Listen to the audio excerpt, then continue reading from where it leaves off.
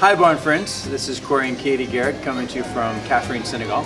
We're excited to be able to share the 60th anniversary celebration with you. Yeah, we did a little math and we figured out that I've been part of the barn for half its existence, 30 years.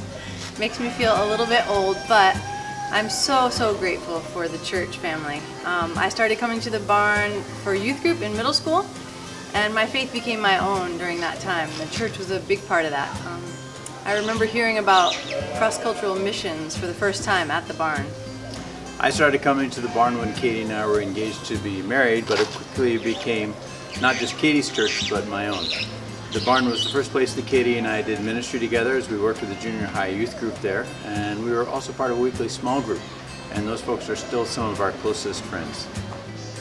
The barn community, this authentic, grounded, faithful body has been central to our family's life.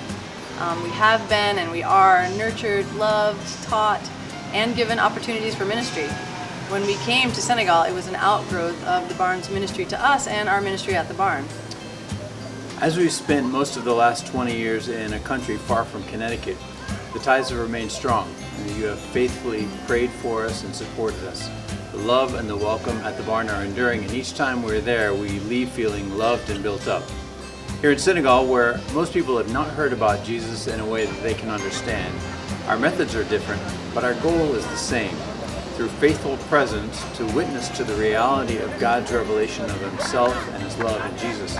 Our desire is that more people would be a part of the new life of worship and community that we have at the barn. We do that in Senegal in a few ways.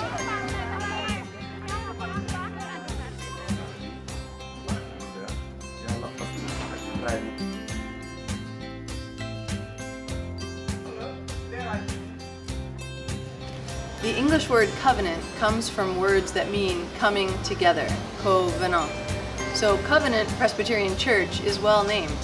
It's a place to come together, to be with God through worship and with each other in community, and to fulfill the words of God to Abraham, through your descendants, all the families on earth will be blessed.